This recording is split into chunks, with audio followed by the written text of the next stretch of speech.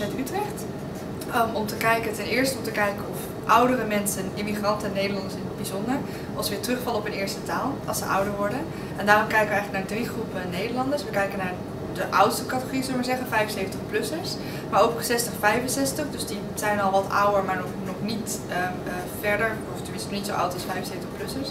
En de 40-45ers, dus dat is een soort van controle basisgroep, zullen we maar zeggen, om daar mee te gaan vergelijken. Dus dat is de opzet van het onderzoek. En ten tweede willen we ook kijken wat nou meertaligheid of tweetaligheid precies doet met die algemene cognitieve vaardigheden. Dus daarom door een aantal cognitieve taakjes die eigenlijk helemaal niet zoveel met taal te maken lijkt te hebben. Maar die gaan we dan correleren met wat mensen met taaldingen doen. Kijken of als mensen dus heel goed zijn in een bepaald cognitief iets, of dat ook weer correleert met hoe goed ze in taal zijn. Of dat samenhangt. Vertel wie je bent? Ik ben Lisa. Ik ben een student taalwetenschap en ik ben hier om Merel te helpen met haar onderzoek. Oh ja. En hoe wist jij dat dit onderzoek er was? Nou, ik ben net vorig jaar begonnen met mijn masterstudie en Merel gaf daar toevallig een praatje in de introductieweek over haar onderzoek. En ik dacht, oh, Australië, dat klinkt goed. En ik heb haar toen gevraagd, samen met nog iemand anders, of ze misschien nog mensen nodig had. En eventueel ook of ze in Australië nog hulp nodig zou hebben. Want wij moeten allemaal een stage lopen voor onze studie. Dus het leek ons leuk om dat in het buitenland te kunnen doen. En ja, zo is het balletje gaan rollen. En hoeveel mensen ga je onderzoeken? 60 Nederlanders, verdeeld over de 3 leescategorieën, dus 20 per groep. En dan ook nog 60 eentalige Australiërs, dus Engels sprekende mensen. Maar die laatste groep is nog, daar zijn we nog heel erg mee bezig, maar die hebben we nog niet allemaal. Maar het is wel het idee dat daar ook 60 van komen. Ja, en die moeten uit Melbourne komen? Ja, of daar buiten, maar het is wel, ja, praktisch is het handigst als het uit Melbourne komt. Ja. Ja. En waarom kies jij speciaal voor Australië, of had dat ook iets anders kunnen zijn? Nou ja, in principe had het ook andere dingen, het had iets anders kunnen zijn, maar dit onderzoek sprak me heel erg aan en Australië, dat is een land waar ik altijd al naartoe heb willen gaan. Dus het kwam eigenlijk helemaal mooi samen. Wat verwacht je? Nou ja, de verwachting is eigenlijk, er is tot nu toe eigenlijk niet zoveel onderzoek naar gedaan. Het is allemaal puur anekdotisch waar mensen iets zeggen, maar de verwachting is dat de oudste groep, zullen we maar zeggen, beter in het Nederlands is. Of weer beter in het Nederlands is eigenlijk.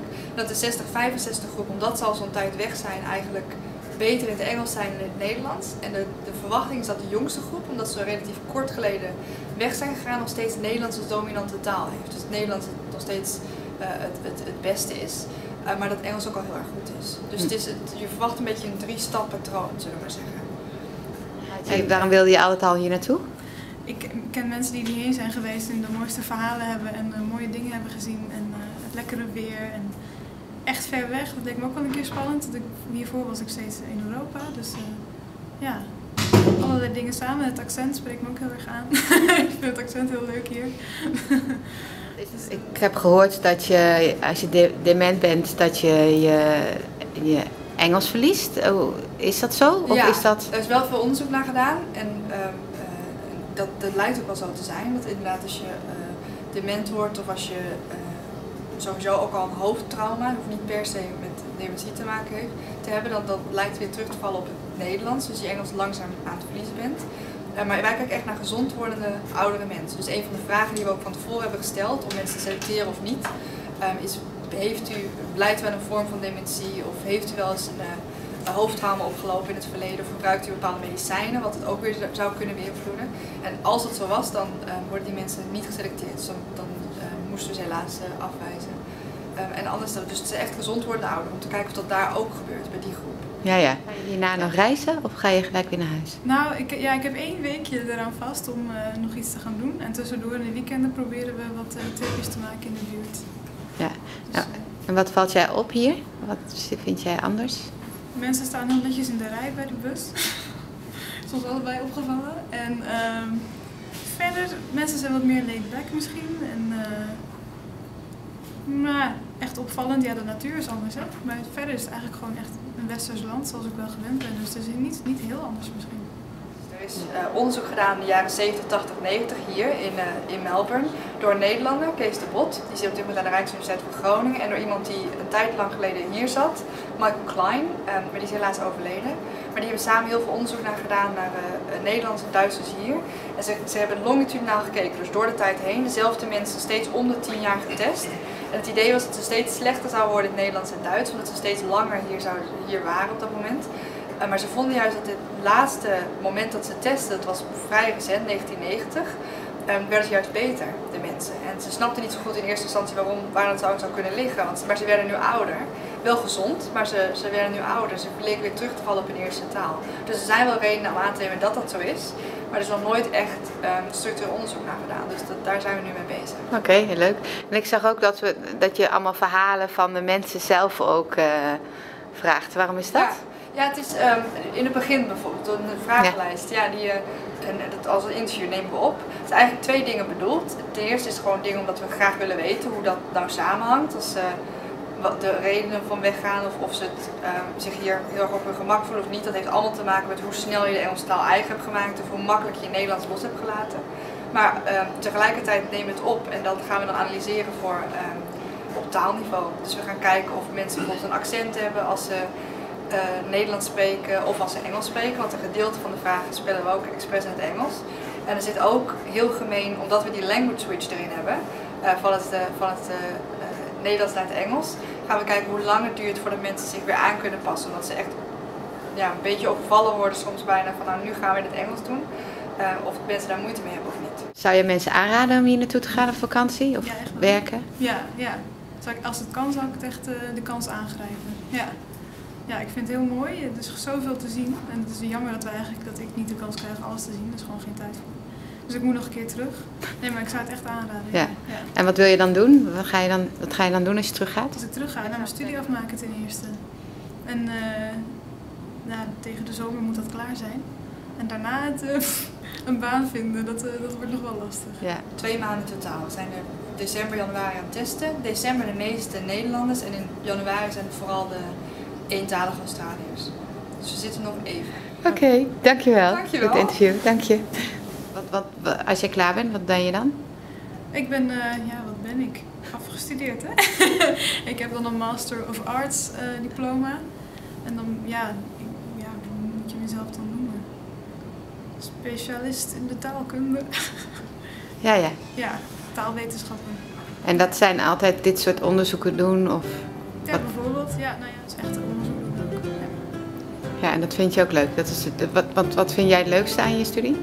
Nou, ik vind dit echt praktijk, dus echt het onderzoek doen, vind ik het leukst. Ja. Oké, dankjewel. Alsjeblieft.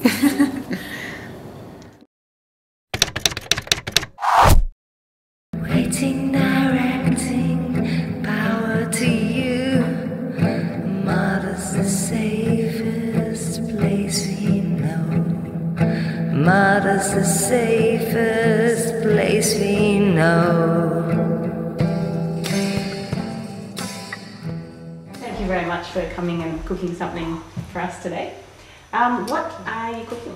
I'm doing an andijviestampot. In Dutch you'd say andijvie, English andijv. And it's really just a mixture, which is a very Dutch thing, where they generally do a lot of mushing food together with different vegetables. So this is the andijv, mashed potato, and then we add in things to give it a bit of flavour. Bacon, mushrooms, the Dutch cheese.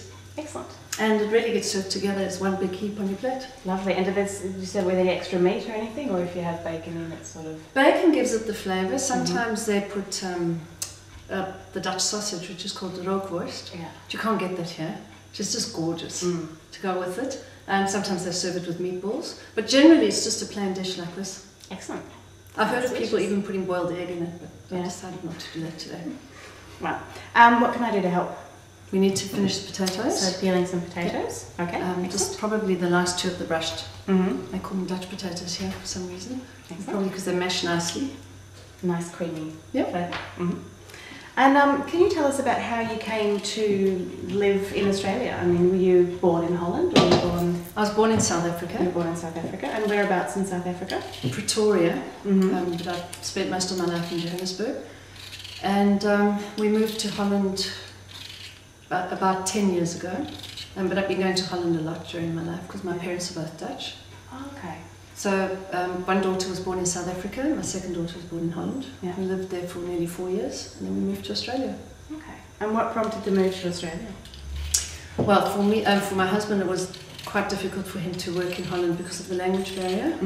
And I think at his age it was just too hard to learn. Yeah. Just because he had quite a people job. Yeah. He had to have a lot of one-on-one with people, so it was just a lot easier for him to do it in English. And he got headhunted to Perth. Okay, and he's South African? He's South African. So he would speak Afrikaans, but... Afrikaans isn't like Dutch. No, I know. But- Yeah, so so I it's thought it's not kind of really. interesting for people So to know about that because they the- think it sounds quite similar. The vocabulary is the same, so an Afrikaans person would be able to understand Dutch quite easily. Yeah. But when it comes to sentence structure and grammar, it actually is completely different. And a Dutch person will automatically speak English to you as an Afrikaans person. Really? I'm Okay. going to shred this a bit while you're Okay, doing yeah. it. Sounds good. And what do you do here in Australia? I'm a lawyer in South Africa, I've admitted, and I've just completed my conversion studies. Okay. So I had to do it all again. So Really? Oh, so it doesn't carry over that well? no, some of the different subjects, system. some of the subjects do, but not everything. Yeah. So I did about all in all 3 years, of which 2 was academic and 1 year was almost like a practical, like in articles, which I did at a family law firm in the city here in Melbourne. Yeah. As exclusive little boutique family law firm, and decided family law was not for me. So, I think a lot of people come to that conclusion. It was quite stressful actually. Yeah. So, but what I do now here is I still do a bit for the community in terms of working at the Peninsula Community Legal Centre. So every second week for a night I actually go and help in the law clinic and do family law. Oh, excellent. But other than that, now I do estate planning in Australia now.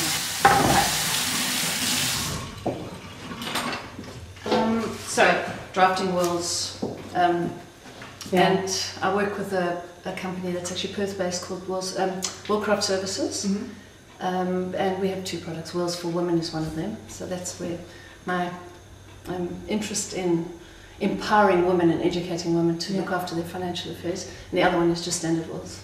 Okay. Yeah, It sounds so like, it's a bit of a combination of everything that I've done in the past. And some important work to be doing as well, It's good to sort of feel like you're making a difference. Yeah. So how old are your children? 11 and 8, almost 12 actually, I should say, going on 21. And both girls? Or They're both girls, both yeah. girls.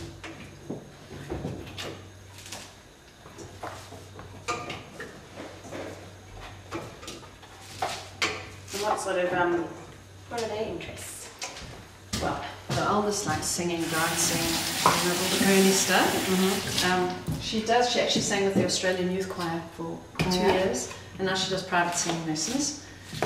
The youngest is quite sporty, like her dad. So youngest really fantastic basketball player actually, even for her age. She often gets asked to fill in for the older teams, which is quite a thing for her. Yes. And I'd say that's probably their interest up until now. Do they speak any Dutch? Yeah, they both go to the Dutch school Oh yeah? on a Saturday morning. It's in Cheltenham. In Cheltenham, Beaumaris. Yeah. That's 2 hours a day. 2 hours a week is about the most they speak. I speak Dutch to them whenever I can. Yeah. So it's important for you I think it's important to learn Dutch. I think it's good to be multilingual as well. And I think it creates another dimension to your life if you speak another language. It's true. It's just, the one thing living in Australia is that you do live so far away from the rest of the world that a lot of us, only speak the one language, even though, we're often from migrant. And what we have, what we have here, I suppose, a lot is the Italian and Greek community. And that's the same thing, really. They speak it at home. And because only one of us speaks it, it's the best I can do. Just try my best. We listen to a lot of Dutch music because we had an exchange student live here. So she's filled us in on all the latest in Dutch music. And my kids love it. So it's I'd like to know about language that as well. Do you want me to peel? Thanks, Yeah, just chop them up. So you do you want them washed or peeled? Washed. Or just washed. In colander to use. Well, we can use that one eventually, but time being. And how would you like them cut? Probably in quarters. Yeah. Okay. Yeah, I remember I lived in Holland for a little while when I was a teenager, and the Dutch pop music was quite amusing. Some of it's quite good actually. I'm quite interested in it. We've discovered someone called Vincent. Does the name just put you off? Oh, I quite like that, Vincent. Sounds cool. And he's I quite like. He's got a bit of African in it. I suppose that's my African connection that I like. So that's why I like his music. He's a lot of guitar, a lot of the choir kind of African sound. But it's all in Dutch. It's great. But yeah, it is very different, I suppose. The one band, Bluff, I think sang with Counting Crows, didn't they? I don't know. On stage. You know more than I do. Oh, I don't know. Possibly. I think having younger children as well, then sort of. Well, the big thing in Holland was K3 when we lived there for kids. Yeah. Which is 3 women, really, 3 girls, starting with Belgium, and one Dutch girl now involved. It's sweet music. It's kind of like the high five, but a little bit more upmarket. Yeah. A little bit more big. European. Yeah. I mean, their shows were big. They were in the Ahoy Hall kind of thing, which is a big stadium in Rotterdam. Isn't it? And my kids actually went to that and loved it, and so did Doug and I. Yeah. I'm not allowed to admit that to many people, I suppose. Embarrassing to say you enjoy listening to kids' music. No. Well, it was quite funky though. Yeah. I think some of that, like Justine Clark and whatever we have here, I have a 4-year-old, so it's a little bit different, but I don't mind a bit of that occasionally. Yeah, true.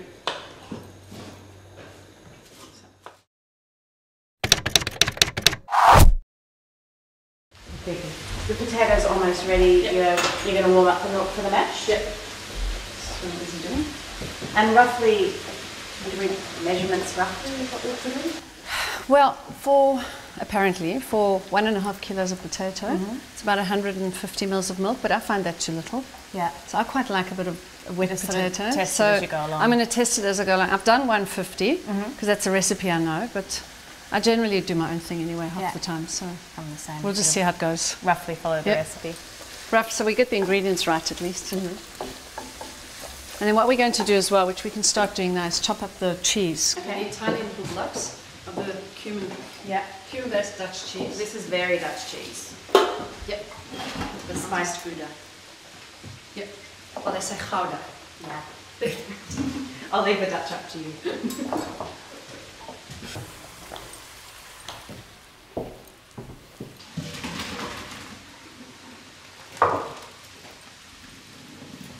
Nice, so this is so typically Dutch, isn't it? Yeah. Mashed potato. It is.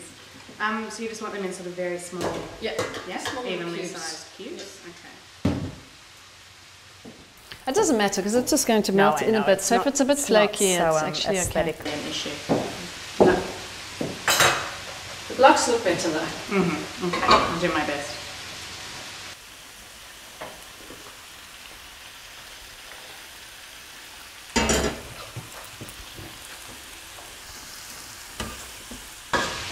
Now the trick is to serve this warm. I mean, to serve it as soon as the endive goes in. So we probably need this on the table a little bit. Okay. I will just chop this and then we can set the table. Alright, what I'm going to do now is going to add quite a lot of pepper and nutmeg. Let's start with the pepper. Do you want to grind that for me? Sure.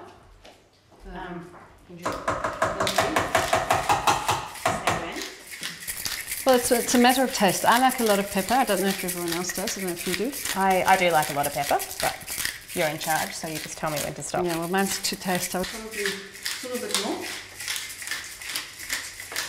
And what I probably am going to do, just to give it a slightly more flavour, is I'm going to add a touch of chicken stock. That's a good idea. Just flavour purpose again. I often use the vegeta, the vegetable stock. Oh, okay. Yeah. I just think for the flavour, and I'll just heat it all up so that it doesn't again. Spoon, I've lost my spoon. It's just fine to mix all right. Yeah, please. And then add some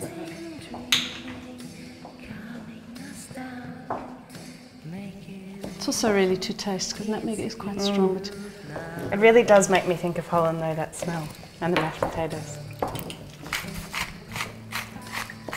Fair amount of salt. you'll have to add salt to taste as well. Yeah.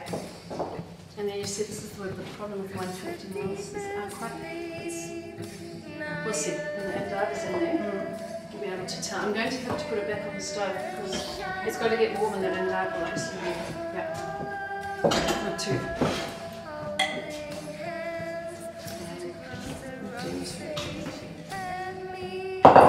Give it another rinse.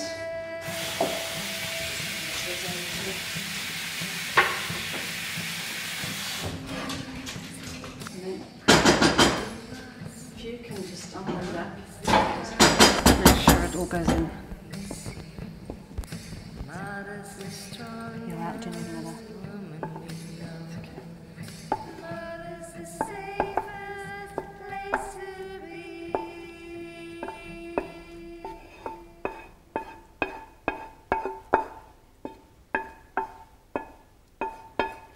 All the nice flavour as well that needs to go in there just to give the potatoes a flavour.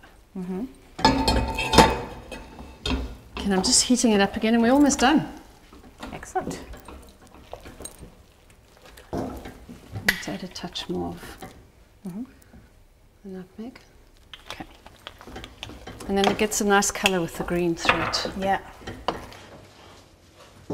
It's tricky though with the size of the pot as well. It smells making me very hungry.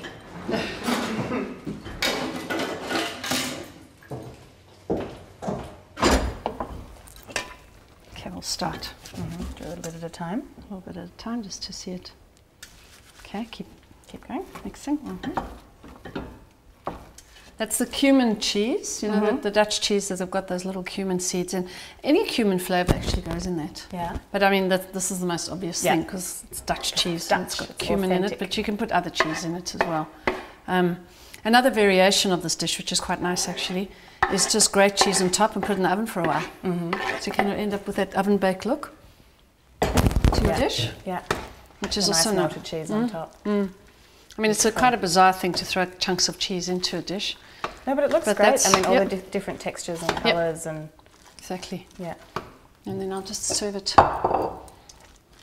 in my Do you want me to hold? very Dutch bowl. Belonged to my granny. And it's dated back to 1800s, hand painted. It's made in Delft though. Do you know Delft? Yeah.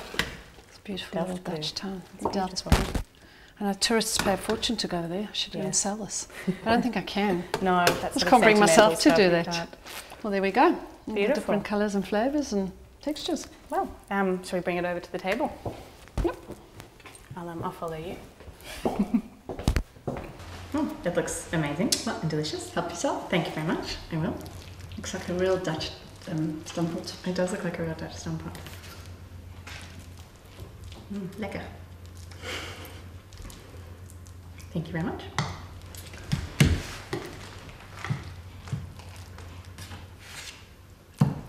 It's also easy to dish up. Yeah, it is. And you have everything you need within the one meal. Everything you need. One meal caters for all the dietary requirements you need as well. True. That's true. And just some extra pepper. Thank you very much. Oh, I've got actually quite a lot here. Yeah, no, me too. Bon appetit. What is the Dutch version of bon appetit? Smakelijk. Yeah, or eet smakelijk? Eet smakelijk, smakelijk eten, yeah. And then when they like something, it's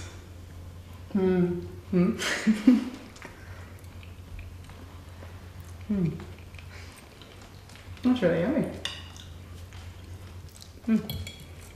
Well, thank you very much for taking the time out of your day to cook for us and make delicious stuff. It was fun. It's a pleasure. Excellent. Thanks. Yum.